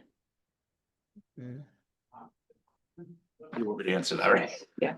However you can. Or in writing if you want. Well, I don't think we have any kind of stats on the high tenancy populations and so forth. I mean, it's something we could try to look at, but I don't know if we would have anything to provide you on that. We do. We can get back to you on that, of course. I remember a few years where there was a lot of outreach, but it was to tenants, so they couldn't do anything. So that was frustrating. Yeah, you might be just kind of talking about free tree SD, which we had some funding for a few years. We used to kind of have a requirement that you had to be the owner, or the owner had to sign off for the new tree. Then we started kind of waiving that just because we wanted people to have new trees if they were willing to water the trees. So if and when we start free tree SD back up or get the resources or funding for it, we might want to make some better effort on how we can kind of be more inclusive and figure out whether it really matters if there's an owner that needs to sign off on for a new tree or not. We just found that there was a lot of limitations there, kind of what I think is what you're getting at. Yeah, I have trouble because to get signs to move cars for street sweeping, going back to stormwater, there are some places where it took forever to track down the landowners, so. Yeah, and so, I mean, it's something that we probably need to dig into a little bit more. No pun intended, of course, but sorry, what was the second part there? If there are any, and would they be tree canopy requirements for new development? There are tree canopy requirements for new development. Well, I wouldn't say it's necessarily tree canopy requirements. It's number of amount of vegetation. There is like a point system for. Julia might even be able to speak on this better than me. There are some requirements for canopy cover under certain projects, but I think it's pretty limited. There's general requirements for planting, and then if for certain projects like our complete communities, if you are going to participate in that program, you have to meet a certain point system. Some of those points are trees that you would have to include, and then we also have a urban tree canopy. Tree canopy fund. So if developers, whatever their project site looks like, if for whatever reason it's really constrained and they're not able to meet the tree requirements, they're able instead to pay, and we agree that they're not able to meet the tree requirements, they're able to pay into this urban tree canopy fund, which that fee calculation is based off of what would it take to establish a tree and water it for the 3 years. So there's nothing like a no net canopy requirement, requirement. In general, no, again, it's more on a point system, like the number of vegetation, numbers of trees, things like that. And I think exists, for example, new development project, if there's existing trees, they can count towards that point system. But of course, we know a lot of new development, a lot of times the entire lot is being developed, but. I think my things are all gonna be things to follow up on later. I'd be curious, I actually was already thinking about the palms, because it seems like it was more labor intensive. What is your policies? I would be curious if you have any policies or any fruiting trees in sort of your arsenal or quiver. And then I'd be interested in knowing, maybe on the new development, from a fire perspective, are there impacts with the new high fire standards areas and zone 0 that are actually going to be moving the standard in the opposite direction? So those are probably 3 big questions that you can't answer now, but if we can have that, I have a lot of potential recommendations for the committee when we get to that point. So anything you can send to help inform that would be helpful. We can send along to, fire department has published zone 0 guidelines that go into how do you take the regulations and what does that mean for your property and how do you follow them? So I can share that around to the board and we can post it to the webpage as well as a resource. Great. Sounds good. And has specifics related to trees. Trees, okay, awesome. Well, thank you very much. So at the board's purview, I'm wondering if we want to see if we are able to take item 9B before we move on to the other one, and then we can go as far as we can on the other item. But just in case we don't get to it, given our pacing, is there any support of that? After this next presentation? So 9B is the Well, 9B is Endorsement letter. a potential vote on the budget, letter of recommendation. 8C is the EPIC resiliency presentation. I guess maybe I can ask EPIC, how long is your presentation? I'm 20, we can order to 15.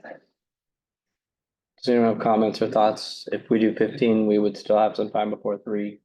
Given the priority of the 9A. 9B, you mean? Yeah, correct. I think I would say if they can do it in 15 minutes because you've got presenters here, try to go through the presentation, be really focused on the presentation and comments. You've got 20 minutes, and then assuming everyone read the letter, we can probably address the letter within that last 5 minutes, and then Andrew will leave and we'll close quorum. I'm good with that. Everyone seeing nodding heads? I can handle that, yeah. These are all my priorities. At the end, eventually we go to the end.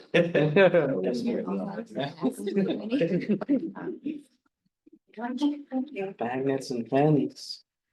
Thank you very much. Would you like one? Let's go ahead and get us started. Hi, everyone. My name is Brenda. I'm the Energy Program Manager at the San Diego Regional Climate Collaborative, and I'm joined by my colleague Yu Chao Gu from the Energy Policy Initiative Center. So I'll be giving a brief overview of the San Diego Regional Energy Academy program. So the Energy Academy is administered by the San Diego Regional Climate Collaborative and the Energy Policy Initiative Center. This is a collaboration between the 2 organizations, both of which are housed at the University of San Diego. The program was launched with inaugural funding and foundational support from San Diego Community Power and San Diego Gas and Electric. Later, Clean Energy Alliance joined us as a program sponsor. So essentially, the Energy Academy is a in-person multi-day program that aims to elevate the energy IQ of San Diego's community leaders. The content is designed to increase participants' knowledge and literacy of the region's complex energy landscape. We know that San Diego region is pretty unique and that the energy realm can be really technical and not always super accessible. So we saw that there was a need to increase access to energy information for San Diego practitioners. Some of the goals that we hope to achieve through the Energy Academy are, we hope that our participants are able to explore core energy principles and their applications on the ground. We really hope that they understand the San Diego region's power and energy system, and we want them to assess and explore the intersections between energy and climate impacts and equity. We also hope that they gain deep insights into how electrification and decarbonization can build community resilience. And we hope that they do all of this through direct engagement and participation in field trips and content. Some of the benefits that this program provides for a region include networking and collaboration. We really hope Energy Academy is open to a really diverse array of sectors. And so we really hope that through participating in this program, people are able to form really meaningful cross-sectoral partnerships. We also build capacity through the Energy Academy by filling knowledge gaps regarding the complex energy landscape, as I mentioned before. And we really equip participants to be able to support and implement energy programming. We also support a just transition by providing access to resources free of charge. The program is completely free to participants, and we really hope that we hope to ensure a just transition through this. We also advance climate action by supporting the ability of community leaders to influence energy policies and promote equitable climate solutions. The Energy Academy is not meant to be a singular touch point. Beyond completion of the cohort, cohort members are welcomed into the Energy Academy Alumni Network. So we hope to foster ongoing sustained engagement through this. And as I mentioned before, keep fostering cross-sectoral collaborations. The Energy Academy is open to sectors that include local and state agencies, nonprofits, tribal serving organizations, and private industry. And so we hope that by combining these groups that they're able to form really organic, lasting partnerships.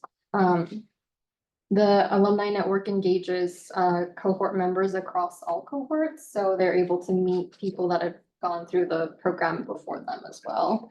And we really hope through the alumni network to sustain regional impact. Some quick numbers to give you all. After completing the program, we do survey our participants, and so far of the people that have answered our survey, 100% of them would recommend the Energy Academy to a colleague. The first 4 cohorts have provided energy education to over 120 diverse regional leaders, and we have received over 400 applications across the 4 cohorts. But we're only able to accommodate 30 to 35 participants each cohort to ensure that the group size is really conducive to learning and absorbing the content meaningfully. So with that, I'll pass it on to Yichao to give you a bit of a sneak peek into some of the content that we cover in the Energy Academy. Yeah. Hi everyone, my name is Yichao. I'm with the Energy Policy Initiative Center. We, apart from co-hosting the Energy Academy, we also work on climate action, greenhouse gas analysis in the region, including City of San Diego's CAP for the past 10 years. Trying to fit everything we cover in the 4-day program into 10 minutes. So let's see if we can do that. Yeah. So this is a general landscape of the electricity demand in the San Diego region. Because that determines how much electricity needs to be generated. So you can see the electricity end use are mostly covered in commercial and residential sector. We don't have that much industrial going on in the county, unlike the LA County. And the residential electricity is pretty much stable since the 1990s and with some seasonal fluctuation. And compared with other counties in California, we have quite low energy use, both on the electricity and natural gas side. Natural gas would be the energy used for water heating, space heating, pool heating, things like that. So, and on the natural gas side, the breakdown by customer class is quite similar. So on the electric generation side, this is a very simplified version of the electric power system. So before that, so everybody are pretty familiar with SDG. So SDG investor-owned utility. They operate and maintain the transmission distribution system in the San Diego region, and they're responsible for delivering the electricity to the end-use customer. That has not changed. Before 2021, so SDG was the only electricity purchaser in the San Diego region, along with some other smaller non-utility providers like Calpine, Shea Energy. So those are smaller programs, and they provide electricity to maybe 10% of the customers in the San Diego service area under the direct access program. So since 2021, we have two new community voice and aggregators, the CCAs. City of San Diego is covered by the San Diego Community Power. We also have one in northern part of the county. That's the Clean Energy Alliance, the CEA, right there. So currently there are 11 cities and the unincorporated county that are members of the two CCAs. So they're in charge of purchasing electricity on behalf of their customer. They do their own rate setting, power purchase agreement, do their own regulatory proceedings, but SDG is still the entity that delivers the electricity. Yeah, you can skip this. So a lot of the energy system are impacted by California's policy to reduce greenhouse gas emissions. We have quite aggressive climate targets in the state of California, which is carbon neutrality by 2045. And we also have quite aggressive clean electricity target, which is 100% carbon-free electricity by 2045. You may have seen renewable, clean, carbon-free electricity terms used interchangeably, but based on the regulatory setting, renewable energies are solar, wind, biomass, geothermal, things like that. And carbon-free electricity covers all types of renewables, as well as nuclear and those large-scale. For the city of San Diego, I think everyone's pretty familiar with the city of San Diego's cap. There's also a 100% renewable and carbon-free electricity target. It's by 2030, so about 15 years ahead of the state mandate. And we are doing pretty good so far. So the chart shows the renewable electricity in the city of San Diego. That include all the power purchaser that we showed earlier, SDG, Community Power, and everyone else. So right now, about 2/3 of the electricity in the city of San Diego is from carbon-free sources. Majority of that is from renewable, but the remaining of that are still from fossil fuels, so from natural gas power plants and also market purchase.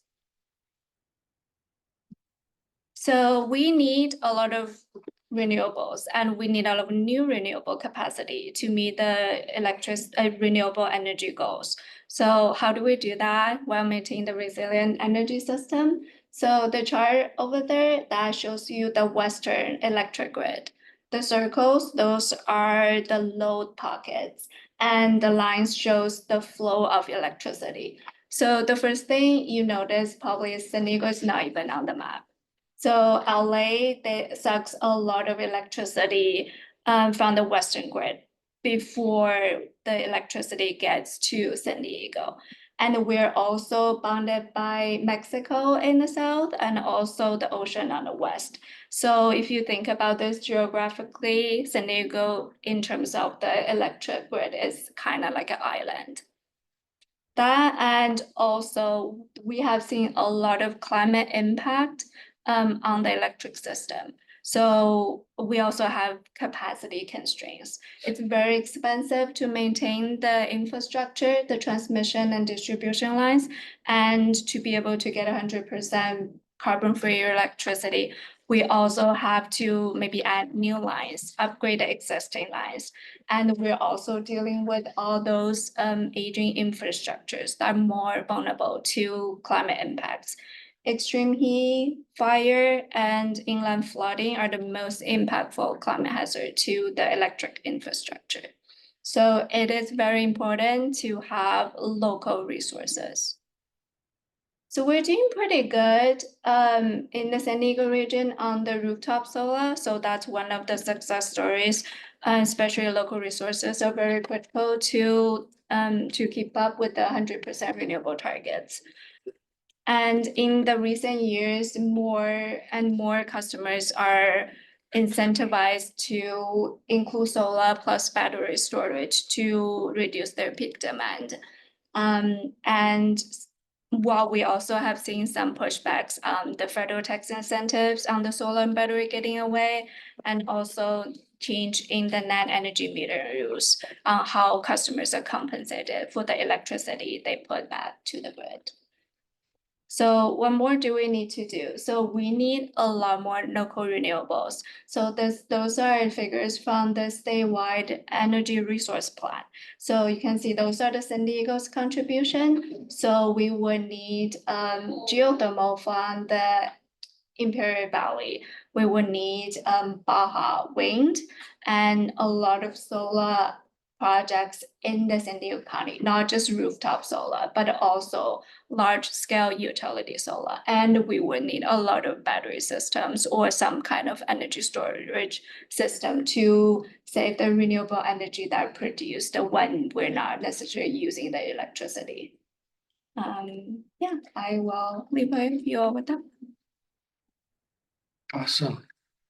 Great. Well, we have a couple minutes for questions on our time.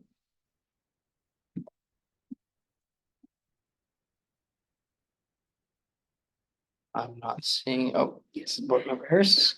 Might as well, is there one or two questions? First of all, is there more information on actual and potential flood impact to electricity infrastructure since we're focusing this year on stormwater?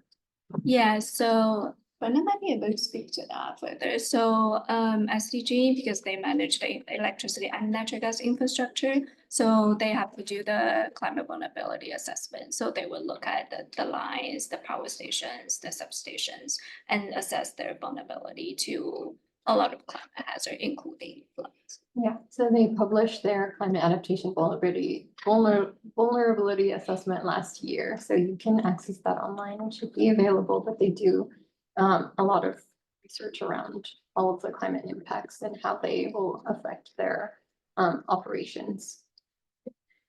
And I don't know much about tidal power, but is that not an option in San Diego? Or not a recommended one for? I think it's like not like, I feel like that's more like a long-term research, on like readily usable, like larger scale usable. But yeah, I think that's definitely part of the renewable assessment studies. Thank you. Yeah. Great, thank you. I just have a couple of questions. One of them has to do with the sort of the setup of the program, the academy itself. How do you get any sort of external input into the design of the topics, what you're going to cover and how much depth you're going to go into? How does that work? So we actually had an advisory group that we consulted prior to implementing the program. So we went through, each of them might be able to have more memory on this. It was before I was in the team, but we had an advisory group who really was able to help us shape the program and give us like their input on what were some of the main topics that we could cover in the energy economy. So we had a series of meetings with them. We kind of took their feedback and would come back with, a revised version of the content and did that over the course of a few months or.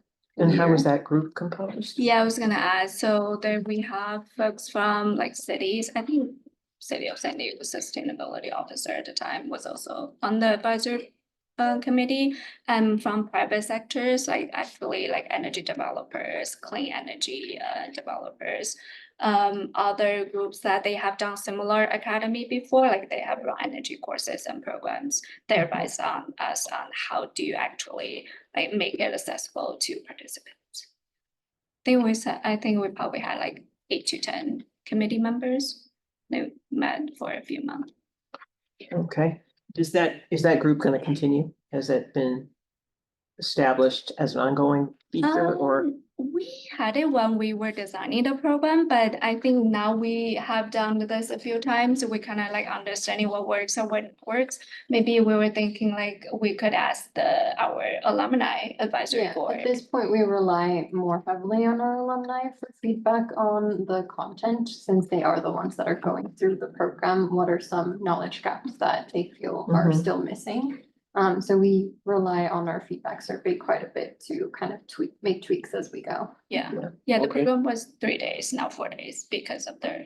They're like wanting to learn more. That's right. That's Yeah. right. That's awesome. Yeah. I think we are out of time for you. You've got your emails. I think you'll be available if we have any follow-up questions. Thank you. Thank you.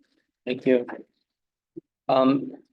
Andrew, so moving on to item 9B, do you want to introduce this item? Sure, thank you, Eric. So Eric and Jamie and I think went to a meeting between some of these boards a couple of weeks ago, and other boards, the Climate Advisory Board in particular, has a version of a letter that they sent to the city, the mayor's office, about budget's impacts, the proposed budget's impacts to their purview, the Climate Action Board's purview. Taking from that letter, which was largely taken from a letter that a group of nonprofits wrote and also sent to the city. I wrote this letter as a draft and would like the Resiliency Advisory Board's input on it, and would like the Resiliency Advisory Board to agree to something that we can weigh in on the city's budgeting process before July 1st, which is when the fiscal year starts for the city. So these bullets here are the ones that I picked out from the Climate Board's letter that seemed most pertinent to the work of the Resiliency Board.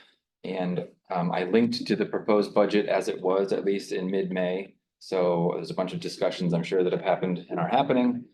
But these ones at least are about recreation center directors, because they are often pooling resources in their communities. The asset management team from the Parks and Rec Department, which is an important component of whether the large parks projects actually get done. Retain the current level of park rangers. Maintain the brush management services. There was a lot of talk about changing that, although I think in the most recent one, a new staff member or a new staff position for brush management is included in the brush management services. That's not there in fiscal year 26. And to encourage the city to apply for grants wherever possible is the last bullet. So I put the preamble about the Resiliency Advisory Board at the top, and then a post-amble at the bottom about why these things are important to us. And I would love any feedback, and I'm asking if the board will approve this letter or one similar to it at this meeting, so that we can send it to the city mayor staff. Council is voting on the budget on June 9th. And so you have to vote at this meeting, because your June meeting the budget will already be in. Comments, questions, input?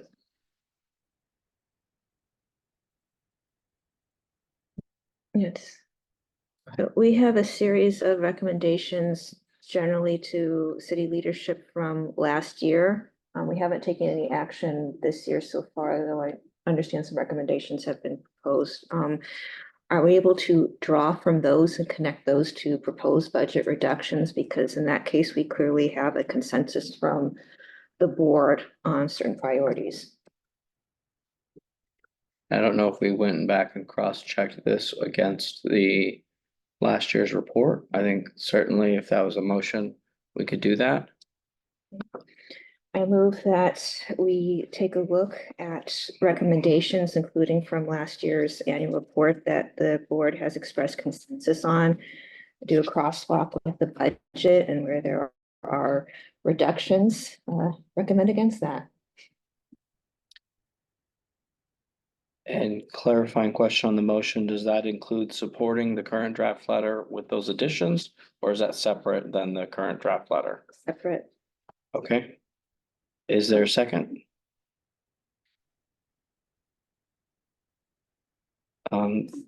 Seeing none, that motion dies for lack of a second. Do we have any other motions on this? I would be willing and interested in making a motion that supported the current draft letter as well as incorporating a cross-check against last year's annual report. I second that. Okay. Can I second the motion? Well, I don't think I quite made it. I said I would make it. I can make it. All right. So in that case, I would make that motion to authorize the vice chair to send this letter on behalf of the committee with cross-checking the annual report and anything that overlaps with the current budget and last year's annual report, adding that to the budget. To the letter. So that's my motion. I second that motion. Okay. And I Discussion? move to amend, Okay. to recommend to maintain at least current funding for the Neil Good Day Center. I have not had time to really look closely at all the impacts to homelessness services beyond a quick read of the IBA's report. I am very concerned about impacts, especially of extreme weather and climate-related impacts to unsheltered individuals. Okay, so that would be a motion to amend. We would need a second to the motion to amend. It's amending the motion or amending the draft letter? Amending the motion that's supporting the draft letter. So we would need a second, a vote on that, and then a vote on the motion on the table. Sorry, I'm going faster than usual because I want to be respectful of the people that have to go. I guess for discussion purposes, I am okay with that. I see a nexus to resiliency. So I think I can second the motion to amend my motion. So all in favor of that? 5 in favor with 1 abstention. Okay. So then we would have the motion on the table.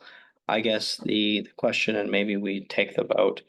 My read of the minutes are to make a recommendation to council. We need 6 affirmative votes. And so I think we can take the motion, but I don't know what we're gonna get. So motion on the floor to support the draft letter with a cross-check of last year's recommendations with adding a statement about maintaining funding to the Neil, I can't read my own writing. Good Neil Good Center. Day Center. Good Day Center. Okay, Just a question. yes. How do these amendments affect the timing? Because clearly this needs to happen right away to get to the council before they vote. I mean, I think we would need to send a letter as soon as possible. So it would not go back through the committee. It would just. Right. No, But I just there's a couple of to-dos that are built into this. And so are we also identifying someone to take those actions? Okay, just want to be clear. Yep, thank you. Yes. Let's do this because it'll probably not gonna pass if I abstain. So let's do this for the record. I'll vote in favor, but I'm doing so on my own accord, not on behalf of my employer. Okay, Same for the record. thank you. Okay, all in favor? Okay, that motion passes 6-0. I gotta go. We are adjourned. Thank you. Yeah. Thank you, guys. I'm sorry for having to leave. Yeah, it's your fault, Andrew, not mine. Yes.